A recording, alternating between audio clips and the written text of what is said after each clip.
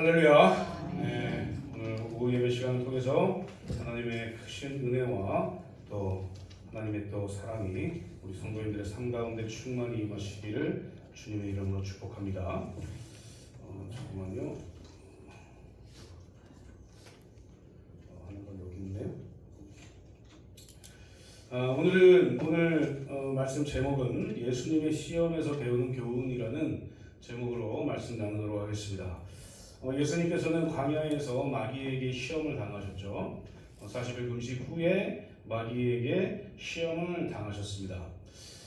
예수님을 광야로 같이 이렇게 광야로 내몬 그것이 뭐냐면 성령이 예수님을 광야로 보내셨어요. 그리고 그곳에서 마귀에게 시험을 당하십니다. 예수님께서 시험 당하신 내용을 보면 첫 번째가 돌덩이가 떡덩이 되게 하라. 두 번째는 성전 꼭대기에서 뛰어내려라. 천군 천사가 잡아줄 거다. 이렇게. 세 번째는 자신에게 엎드려서 경배하라. 이 세 가지 시험을 당합니다. 우리가 이제 기존에 있던 설교들을 보면 이 시험을 하나님의 말씀으로 다 승리했다. 그러니 너희들도 하나님의 말씀 가지고 시험에서 승리하라. 맞습니다. 맞는 얘기고, 오늘은 조금 관점을 좀 달리 해가지고 이 상황들, 이 내용들, 이 승리한 이 어떤 내용으로 승리했는가, 어떤 시험인가 이런 거 말고 여기서 하나님께서 우리에게 주시는 메시지가 무엇인가 이걸 한번 살펴보면서 은혜의 시간을 갖도록 하겠습니다. 사탄은 광야에서 광야라는 게 어떤 곳인지 아시잖아요. 목마름이 있고 아무것도 없고 그냥 모래만 있는 거예요. 모래만. 미국의 그 사막지대에 가면 계속 모래만 있잖아요. 모래만. 계속 선인장만 있는 텍사스 이런 데 가면 계속 도로를 딱 타고 가면 계속 선인장만 써 있는 거예요. 선인장만. 상당히 졸릴 것 같은데 선인장만 계속 써 있는. 광야가 도로도 없고 그냥 그런 곳이에요. 그냥 사막만 있는 곳. 어떻게 보면 이곳은 척박하다, 목마르다 이런 걸 떠나서 아무런 소망이 없는 곳이잖아요. 뭘 하겠어요 거기다가. 근데 그런 곳이에요. 그런 곳으로 성령이 예수님을 몰았고 거기서 누가 시험해요? 사탄이 예수님을 시험한다. 성경에 보면 마귀가 예수님을 시험해요. 그 다음에 오늘 이 말씀에서 예수님 받으신 시험에서 우리가 배울 수 있는 교훈이 무엇일까? 첫 번째로 하나님의 백성들에게 시험 가고 나면 필수다라는 사실이에요. 예수님은 시험 안 당하셔도 됩니다. 이 사탄 마귀도 하나님이 만드신 피조물이에요. 그건 아시죠? 하나님이 만드셨단 말이에요. 천사를 만드셨고 천사 중에 타락한 천사가 사탄이란 말이죠. 그래서 하나님이 창조한 그 피조물이에요. 그러니까 하나님과 막 싸우고 막 전쟁 일으키고 이럴 정도의 존재가 아니에요. 하나님이 그냥 우정에 빠질 만한 존재란 말이에요. 아무것도 아닌 존재 하나님 앞에서는 사탄이. 그러나 우리보다 좀 강한 것 같아요. 왜냐면 우리가 자꾸 시험에 빠지고 유혹에 넘어가고 하잖아요. 그런데 제가 말씀드리고 싶은 얘기는 뭐냐면 예수님도 하나님이시기 때문에 이 사탄이 예수님을 시험할 만한 그런 존재도 아니에요. 그런데 왜 예수님께서 이 광야로 내몰리셔서 시험을 당하셨을까? 우리에게 뭔가 이야기하고 싶으신 게 있었던 거죠. 예수님이. 여기 우리 읽지 않았지만 지난주에 읽었었던 1절과 2절 말씀 보면 뭐라 하냐면 그때에 예수께서 성령에게 이끌리어 마귀에게 시험을 받으러 광야로 가사 40일을 밤낮으로 금식하신 후에 줄이신지라 이렇게 되어 있어요. 성령에게 이끌리어 좋은 곳으로 간 게 아니라 성령에게 이끌리어 광야에 가서 마귀에게 시험을 당했다. 예수님을 믿는 사람을 우리는 그리스도인이라고 하죠. 그리스도인들도 이 땅에서 시험을 당해요. 우리가 당하는 시험은 두 가지 종류인데 하나는 내 자신의 잘못으로 인해서 당하는 시험이 있고 하나는 내 잘못도 아닌데 당하는 시험이 있어요. 이 시험 가운데 공통적인 게 있습니다. 그게 뭐냐면 예수님이 광야로 성령이 내몬 것처럼 고난이 있다는 거예요. 우리가 생각할 때 신앙생활 하면 아무 고난도 없고 아무런 힘든 것도 없고 그럴 거라고 생각하잖아요. 아닙니다. 고난이 있어요. 이렇게 얘기하면 시험과 고난이 꼭 우리에게 있습니다. 예수님이 말씀하셨죠. 내 이름으로 나아가는 자들에게는 고난이 따를 것이라. 그래서 예수 그리스도를 믿게 된 우리는 고난 가운데 살 수밖에 없는 존재다. 지금 예수님께서 만약에 시험당하는 장면이잖아요. 이 장면에서 우리가 뭘 알 수 있냐면 예수님이 어떻게 시험을, 이 고난을 이기셨을까라는 걸 우리가 알 수 있는 거예요. 제가 세 번째에 말씀드릴 거예요. 그런 거죠. 그래서 우리 예수님을 믿는 그리스도인들이 착각하지 말아야 될 게 뭐냐면 나는 예수 그리스도를 믿으니까 하나님이 나에게 복을 주신다고 약속하셨으니 예수님 믿으니까 나에게는 고난도 없고 아무것도 없을 거야. 그냥 탄탄대로일 거야. 예수님 믿으면. 라고 착각한 사람들이 많아요. 우리 교회 성도님들은 안 그러시겠죠. 제가 하도 그렇게 말씀드리잖아요. 예수님 믿어도 고난 가운데 빠질 수도 있고요. 예수님 믿어도 광야 같은 길을 걸을 수 있습니다. 우리가 어떻게 기도해야 될까요? 예수님도 지금 시험 당하지 않아야 될 분인데 시험 당해요. 하물며 우리는 사탄보다 좀 덜한 영적으로 좀 유혹도 당하고 이런 사람들인데 어떻게 해야 될까요? 하나님, 내 삶에 고난이 없게 해주세요. 이렇게 기도하지 마세요. 진짜예요. 고난이 있어요. 실패도 해요. 아프기도 합니다. 가난해지기도 해요. 부유해지기도 하죠. 건강해지기도 합니다. 모든 보편적인 삶이 내 삶에 있다고요. 예수 그리스도를 믿어도 구원받은 사람이어도. 우리는 어떻게 기도해야 될까요? 승리하게 하여 주시옵소서. 내 안에 고통이 있지만, 고난이 있지만, 내 삶이 광야 같은 성령으로 인해서 광야로 내몰리는 그런 상황일지라도 승리하게 하여 주시옵소서. 기도해야 된다고요. 하나님, 나 광야에 안 가고 싶어요. 이런 기도하지 마시라고요. 그 안에 하나님의 뜻이 또 있어요. 우리가 광야에 나아가야지만 우리를 통해서 하나님이 하실 일이 있다고요. 그래서 우리는 가난한 사람, 병든 사람, 약한 사람 뭐라고 할 수 없는 거예요. 겸손해질 수밖에 없는 거죠. 예수님이 말씀하시는 게 그거 아니겠습니까? 이 시험을 통해서 하나님의 백성들에게 시험과 고난은 필수다. 잘난 너도 당할 수 있고, 많이 배운 너도 당할 수 있고, 건강한 너도 당할 수 있고, 예수 그리스도 믿어도 다 고난 가운데 있다. 그러면 우리는 어떻게 살 것인가? 예수님처럼 사탄에게 승리하는 삶을 사면 돼요. 고난 가운데 있으면 하나님, 이 고난을 이길 만한 믿음을 주시옵소서 기도하세요.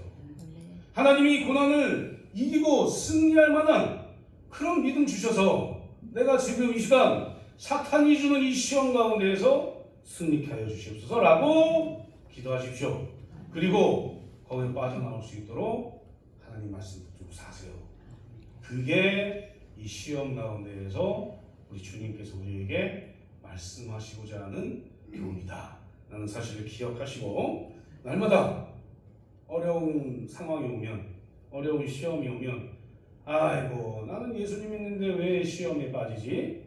라고 한탄하지 마시고, 하나님 또 나에게 또 믿음을, 내 믿음이 얼만큼인지를 또 테스트할 수 있도록, 점검할 수 있도록 하나님 또 시험 주셨네요. 기도합니다 하고 이기세요. 그러면 하나님께서 그보다 더한 시험을 주실 수도 있고, 그 시험에 대한 보상을 해주실 수도 있고, 하나님이 원하시는 뜻대로 우리에게 갚아주신다 라는 사실을 기억하시고 온전히 하나님의 뜻 안에서 살아가시기를 주님의 이름으로 축복합니다. 두 번째, 예수님께서 받으신 이 시험이 우리에게 주는 교훈이 뭐냐? 두 번째는 기적이 만능의 해결법이 아니다라는 사실이에요. 제가 요즘 특히 자주 말씀드리는 것 같은데 구원에 대해서 제가 생각을 많이 하는 것 같아요. 구원은 어떻게 받는 것인가를 계속 생각하는 거죠. 제가 이렇게 생각하는 건 우리 성도님들도 그렇게 구원에 대해서 생각하고 갈망하고 확실한 구원에 어떤 그 확신을 가지고 살았으면 좋겠다라는 마음이 있는 거죠. 제 마음속에. 물론 우리가 예수 그리스도 믿으면 구원받는다고 얘기합니다. 그리고 난 예수 그리스도 믿으니까 구원받았어요. 구원의 서정에 대해서 제가 말씀을 드리니까 이렇게 하면 구원받아요 라고 말할 수 있겠죠. 그런데 우리의 마음속에 이 구원받은 사람의 모습으로 살고 있는지에 대한 그 생각을 안 할 수가 없다는 거죠. 우리 성도님들은 기적이라는 것을 어떻게 생각하십니까? 기적? 신비로운 거? 그거는 사실 보편적인 게 아니에요. 기적이 일어날 수 있어요. 지금도 기적이 일어날 수 있습니다. 지금 지구 반대편에는 기적이 일어날 수도 있습니다. 지금 예전에 우리나라에도 처음에 성령의 역사가 성령 운동 이렇게 해가지고 뭐 안전방위가 일어나고 이런 기적들이 많이 일어났어요. 귀신이 쫓아나지고 이런 일들이 많이 일어났어요. 근데 어느 순간 그런 것들이 조금씩 사라지고 근데 지금도 일어납니다. 일어나는 걸 보고 제가 신비주의자는 아니에요. 일어나요. 그런데 어느 순간 우리나라에서 그런 것들이 조금씩 줄어들면서 어느 순간 중국에서 그런 일이 일어났어요. 어느 순간 아프리카에서 그런 일이 일어납니다. 그러니까 성령의 역사는요, 이 기적은요, 내 마음대로 할 수 있는 게 아니라는 얘기입니다. 이게 성령의 역사는 이 기적은 하나님이 꼭 거기에 필요하면 기적을 베푸시는 거예요. 그러니까 이건 보편적인 게 아니라 특수한 거죠. 그래서 지금 오늘 이 말씀에서 첫 번째 시험, 두 번째 시험은요, 우리가 보면 기적을 일으켜봐 이렇게 얘기하는 겁니다. 예수님한테. 보세요. 3절 4절 볼게요. 시험하는 자가 예수께 나와서 이르되 내가 만일 하나님의 아들이거든 명하여 이 돌들로 떡덩이가 되게 하라 이렇게 얘기해요. 예수님한테 마귀가. 이 돌이 떡덩이가 되는 게 뭐라고요? 기적이잖아요. 기적 좀 일으켜봐. 기적 좀 보여줘봐. 너 하나님의 아들이라며. 기적 좀 보여줘봐. 이렇게 지금 시험하고 있는 거예요. 그때 예수님이 뭐라고 대답하시냐면 기록되었을 때 사람이 떡으로만 살 것이 아니요 하나님의 입으로부터 나오는 모든 말씀으로 살 것이라 하였느니라 하시니 이렇게 하면서 시편을 또 인용해가지고 그 사탄 마귀의 시험을 이기시죠. 근데 우리가 또 하나 볼게 6절 말씀 보면 이르되 내가 만일 하나님의 아들이거든 뛰어내리라 기록되었을 때 그가 너를 위하여 그의 사자들을 명하시리니 그들이 손으로 너를 받들어 발이 돌에 부딪히지 않게 하리로다 하였느니라. 이거 기적이 아니에요. 기적이에요. 그러니까 첫 번째 시험, 두 번째 시험은 기적 보여줘봐. 너 하나님의 아들이라며. 너 하나님 아들이라며 나에게 기적 보여줘. 라고 지금 누가 얘기해요? 마귀가 얘기하고 있죠. 그런데 희한하게도요, 세상 사람들이 우리에게 그렇게 얘기합니다. 너 예수님 믿는다며, 너 하나님의 아들이라며, 너 아버지가 하나님이라며 기적 좀 보여줘봐. 그럼 내가 믿을게. 이렇게 얘기해요. 야, 하나님이 어디 있어? 하나님 좀 보여줘봐. 그럼 내가 믿을게. 하나님 보여주잖아요? 그냥 그게 사실인 거예요. 믿음이 아닙니다. 또 하나님을 보여줘! 이렇게 얘기하면 성경을 들고 가서 성경을 보여주세요. 이 안에 하나님이 계신다. 하나님은요, 매 순간을 기적으로 채우시지 않습니다. 보편적인 삶 속에서 하나님의 뜻이 이루어지는 그게 하나님 나라의 법칙이에요. 기적을 너무 따라가면요, 신비주의에 빠져요. 신비주의에 빠지잖아요. 그러면 이단됩니다. 모든 걸 다 신비로 풀어요. 모든 걸 다 기적이라고 얘기해요. 아닙니다. 우리에게 주신 기적, 가장 큰 기적, 구원받은 것, 죄인인 우리가 구원받은 것, 그 기적 하나만으로도 우리는 그리스도인으로 살 수 있는 거예요. 사랑하는 성도님들, 기적이 너무 좋아하지 마시고 이 기적이 모든 것에 만능 열쇠라고 생각하지 마세요. 하나님의 말씀대로 사는 게 모든 삶에 맞는 열쇠입니다. 그러니까 하나님 말씀 붙드세요. 기적? 하나님 말씀 붙들고 살 때 우리 삶에 기적이 일어날 수도 있고요. 보편적인 삶 속에서 하나님이 우리에게 은혜를 주실 수도 있고요. 그것조차도 기적이겠죠. 기적 너무 바라잖아요. 기적이 계속 매일 기적이 일어나잖아요. 그럼 더 이상 그건 기적이 아니죠. 그게 삶이잖아요.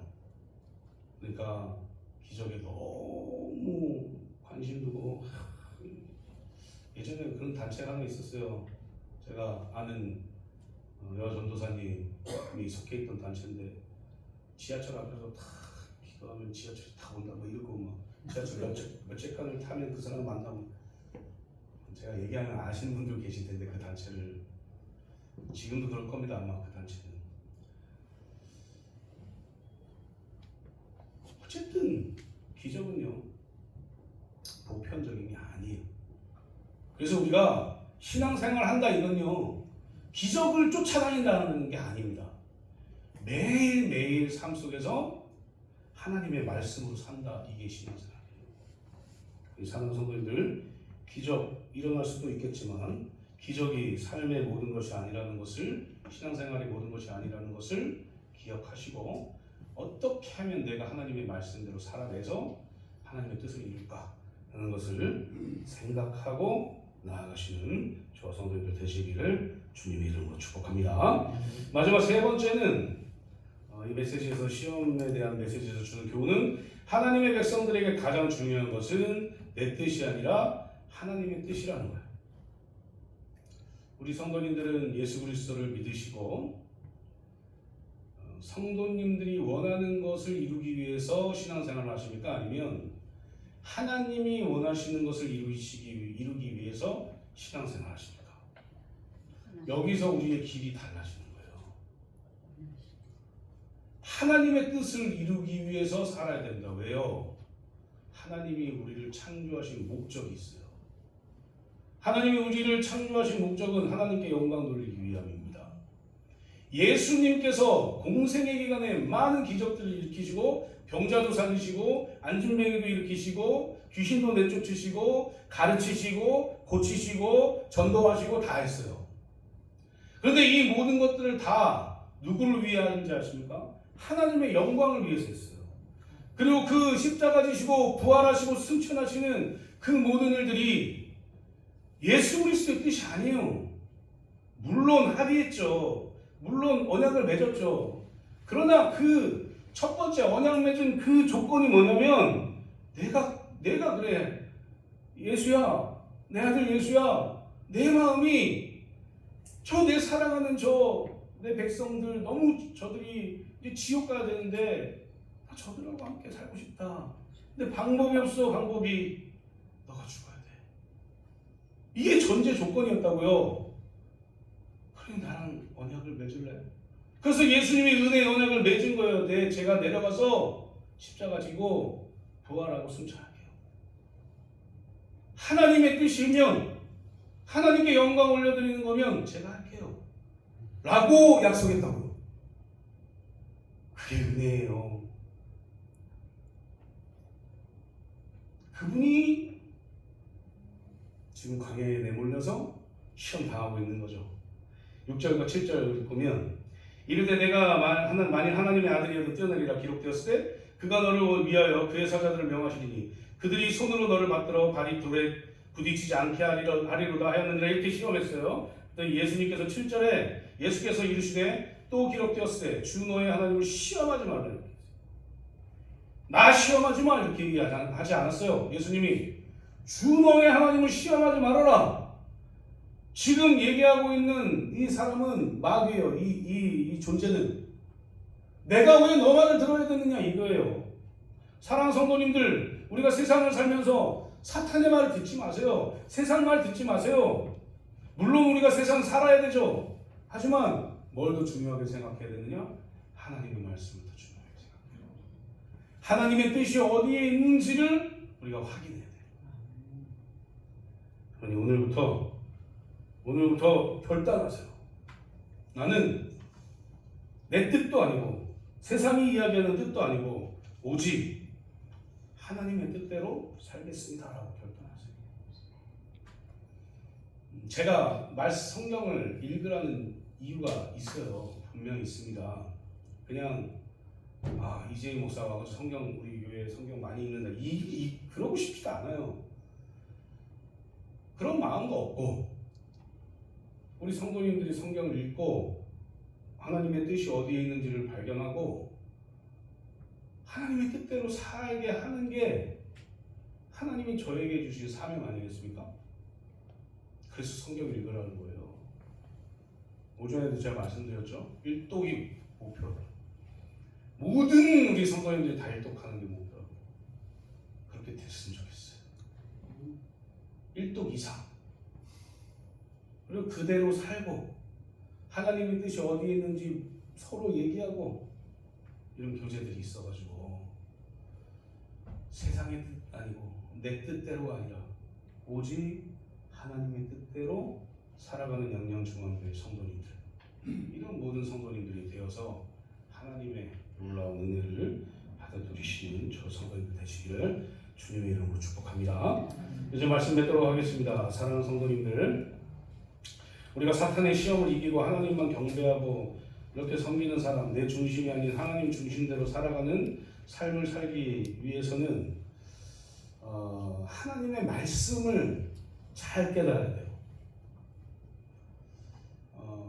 같은 말씀을 읽어도 이단이 될 수 있고요, 이단이 안 될 수도 있습니다. 누가 이렇게 얘기하죠. 사람들은 그렇게 얘기한다. 요한계시록 때문에 이단 생긴다고. 아니에요. 그 사람 때문에 이단 생기는 거지 왜 하나님의 말씀 때문에 이단이 생기겠습니까? 너무 신비로운 이야기들이 많잖아요. 요한계시록에 보면 우리가 일상생활에서 경험하지 못한 얘기들이 그 요한계시록에 적혀 있잖아요. 묵시이기 때문에 요한이 받은 묵시 아닙니까? 근데 그 하나님의 말씀 때문에 이단이 생긴다고요? 아니에요. 사탄이 그 이단 교주에게 들어가가지고 말씀을 왜곡하게 받아들이게 만든 거예요. 그 이단 수장이 진 거죠. 사탄한테. 괜히 하나님이 그렇게 만든 것처럼 말씀하시면 안 된다. 사랑하는 성도님들, 우리가 말씀을 잘 깨닫기 위해서는 성령 하나님을 잘 붙들어야 돼요. 똑같은 요한계시록을 읽어도 그곳에서 예수 그리스도를 발견해야 된다고요. 모든 성경은요 다 예수 그리스도로 향해 있어요. 예수 그리스도만 이야기합니다. 다른 것 이야기한다고 얘기하는 분들 생각해 봐야 돼요. 진짠가? 생각해 봐야 된다고요. 모든 성경은 누구를 향해 있다고요? 예수 그리스도. 그래서 예수 그리스도로 향해 있기 때문에 예수님이 하시는 일들이 적혀 있는 거예요. 이 성경에. 그리고 우리는 구원받은 그리스도인으로서 그걸 보고 성령의 역사로 감동을 받아 행하는 거죠. 그게 하나님의 뜻이다 라는 사실을 기억하시고, 예수님께서 받으신 이 시험을 통해서 나도 광야에 갈 수 있고 또 나도 시험 당할 수 있고, 그러나 내가 할 것은 하나님의 말씀 붙들고 하나님의 뜻대로 사는 것이다 라는 것을 마음속에 새기세요. 그리고 그 하나님의 뜻을 이루어 나가시는 저 성도들 되시기를 주님의 이름으로 축복합니다.